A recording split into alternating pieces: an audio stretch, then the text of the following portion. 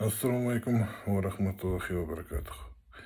Бүкіл ваххабит, салафит деген дүмшақ ғалымдардың бәрінің діннен еш хабар жоқ екенін тағы да бір дәлелдегім келіп отыр. Тыңдаңыздар.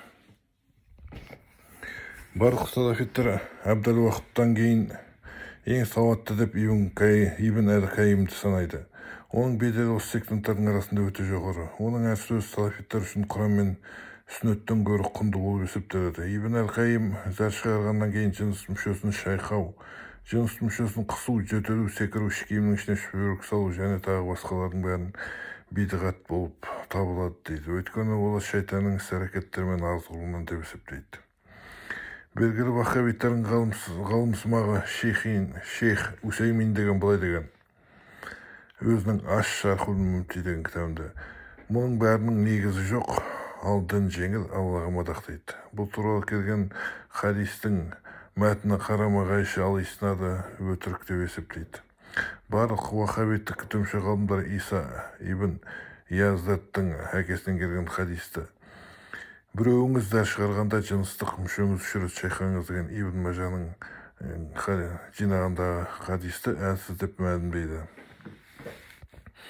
Барлық ваххабиттік дүмше ғалымдар зәр шығару аяқталғаннан кейін жыныс мүшесінен зәр шығаруы да тоқтайды дегенге сенімді. Сондықтан олар зәр шығарғаннан кейін бірден тұрып іш киімдерін киеді.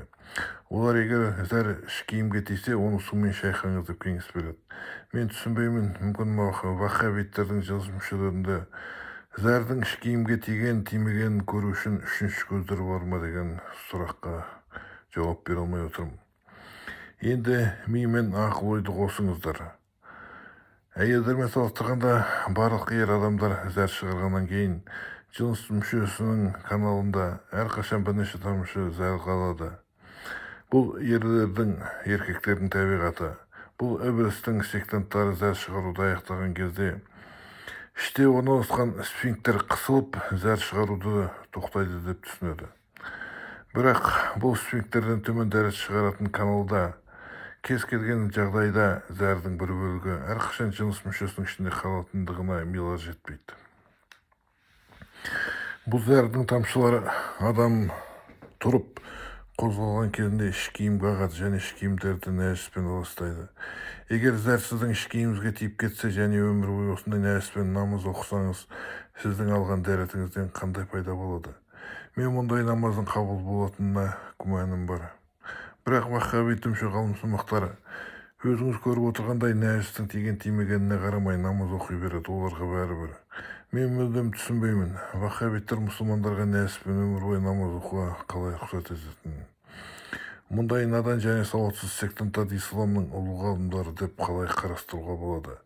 Месіз шайтанның сектанттары, пайғамбарымыз саллаллаху алейхи ва саллям жоғарыда айтылған іс-әрекеттердің бәрін істемеген, сондықтан бидғат болып табылады дейді. Олар сонда пайғамбардың саллаллаху алейхи ва саллямның жанында жүріп қалай дәрет алғанын көргім келген сұрақ туады. Міне ваххабиттік дүмше ғалымдардың сауатсыздығы мен надандығы қайда келіп шығатынын.